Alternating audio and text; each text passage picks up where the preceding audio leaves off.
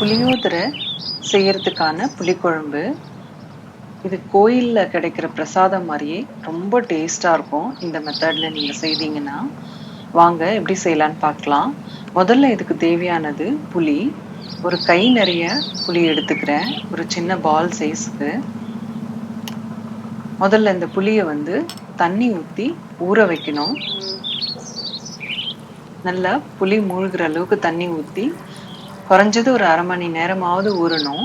அதனோட பதம் பார்த்தீங்கன்னா குழப்பா ஆயிடணும். இப்போ நல்லா தண்ணி ஊற்றி ஊற வச்சுட்டேன். அரை மணி நேரம் கழிச்சு பார்த்தீங்கன்னா இந்த மாதிரி இருக்கும். இதை நல்லா பிசைஞ்சு வடிகட்டி எடுத்துக்கலாம். இந்த அளவுக்கு புளி ஊறணும்.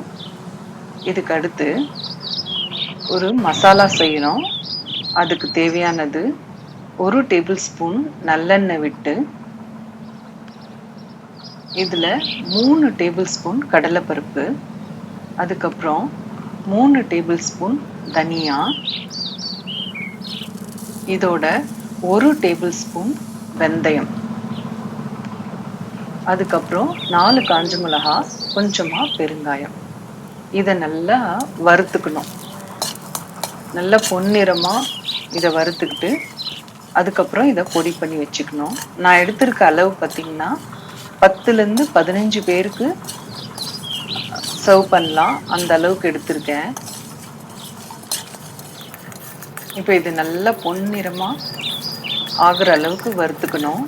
இப்போ நல்லா பொன்னிறம் ஆயிடுச்சு. இதை மிக்சியில் பொடி பண்ணி எடுத்துக்கணும் ட்ரையாக. இந்த மாதிரி நல்லா திரியாக பொடி பண்ணி எடுத்து வச்சுக்கலாம். அடுத்து தாளிக்க தேவையான பொருள் பார்த்தீங்கன்னா கடுகு, உளுத்தம்பருப்பு, கடலைப்பருப்பு, காஞ்ச மிளகாய் ஒரு 15, நல்லெண்ணெய் தாளிக்க. ஒரு கடாய் எடுத்து அதில் 8 to 10 டேபிள் ஸ்பூன் அளவுக்கு எண்ணெய் விட்டுக்கலாம். நல்லெண்ணெய் விட்டால் ரொம்ப டேஸ்டாக இருக்கும் இந்த குழம்பு.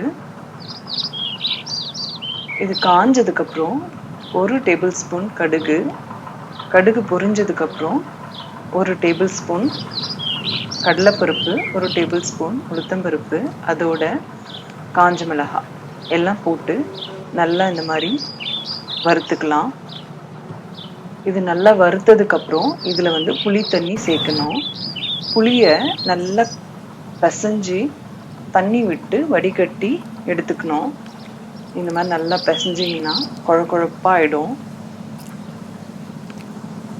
நல்லா இந்த மாதிரி ஆயிடும். இதில் நல்லா தண்ணி விட்டு ஒரு 500 ml தண்ணி விட்டு வடிகட்டி எடுத்துக்கலாம். இந்த மாதிரி நல்லா பிசைஞ்சாச்சு. நான் இதை அப்படியே டைரெக்டாகவே கடாயில் வடிகட்டிக்கிறேன். ஒருவேளை உங்களுக்கு இது கஷ்டமாக இருந்தால் இன்னொரு பாத்திரத்தில் வடிகட்டி எடுத்துட்டு அதை கூட ஆட் பண்ணிக்கலாம். இப்போ மொத்தமாக வடிகட்டியாச்சு. இப்போ 1/2 லிட்டர் தண்ணி ஊற்றி இதை வடிகட்டி அந்த பல்பெல்லாம் எடுத்தாச்சு. இப்போ இது நல்லா ஒரு 15 நிமிஷம் அளவுக்கு கொதிக்கணும். ரொம்ப தண்ணியாக இருக்குது, இந்த கன்சிஸ்டன்சி திக்காக வரணும். இப்போ இதில் நம்ம உப்பு, மஞ்சள் தூள் ஆட் பண்ணிக்கலாம். 1 டீஸ்பூன் ஃபுல்லாக மஞ்சள் தூள், தேவையான அளவு உப்பு. இப்போ இதை நல்லா கலக்கி விட்டுட்டு இப்போ இதை கொதிக்க விடலாம். ஒரு 15 நிமிஷம் அளவுக்கு கொதிக்கணும். கொஞ்சம் திக்காகணும், அப்போ தான் அந்த புளி நல்லா வெந்து போகும். இப்போ பார்த்தீங்கன்னா நல்லா கொதிச்சிருச்சு. இந்த ஸ்டேஜில் நம்ம அந்த முன்னாடி அரைச்சி வச்ச அந்த மசாலா பொடியை ஆட் பண்ணணும். நல்லா கொதிச்சு புளியெல்லாம் வெந்ததுக்கு அப்புறம் தான் இந்த மசாலா பொடியை ஆட் பண்ணணும். இப்போ நல்லா திக்காயிடுச்சு, ரொம்ப தண்ணியாக இருந்தது. இப்போ பார்த்தீங்கன்னா நல்லா திக்காயிடுச்சு. இந்த ஸ்டேஜில் பொடி ஆட் பண்ணணும். எப்பயுமே பொடி லாஸ்ட்டாக தான் ஆட் பண்ணோம். இதை ஆட் பண்ணதுக்கப்புறம் ஒரு 5 மினிட்ஸ் கொதிச்சா போதும். நல்லா கெட்டி இல்லாமல் இந்த பொடியை குழம்போடு நல்லா மிக்ஸ் பண்ணி விடுங்க. மிக்ஸ் பண்ணிவிட்டு 5 நிமிஷம் இதை கொதிக்க விடணும். பவுட்ரு சேர்த்ததுக்கப்புறம் ரொம்ப நேரம் கொதிக்க விடக்கூடாது. 5 நிமிஷம் போதும். 5 நிமிஷம் ஆனதுக்கப்புறம் கேஸை ஃபுல்லாக சிம் பண்ணிவிட்டு ஒரு மூடி போட்டு 2 நிமிஷம் அப்படியே கொதிக்க விடணும்.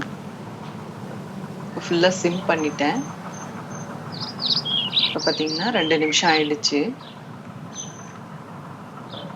இந்த மாதிரி ஸ்லோவா குக் பண்ணும்போது இந்த குழம்புக்கு ஒரு டேஸ்ட் கிடைக்கும்.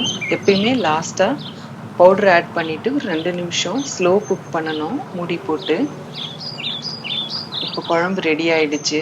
மேலே பார்த்தீங்கன்னா எண்ணெய் தனியா பிரிஞ்சு வரும். இதுதான் இந்த குழம்போட பதம். இந்த மாதிரி பிரிஞ்சு வந்துடுச்சுன்னா குழம்பு ரெடி ஆயிடுச்சுன்னு அர்த்தம். இப்போ நான் கேஸ் ஆஃப் பண்ணிட்டேன்.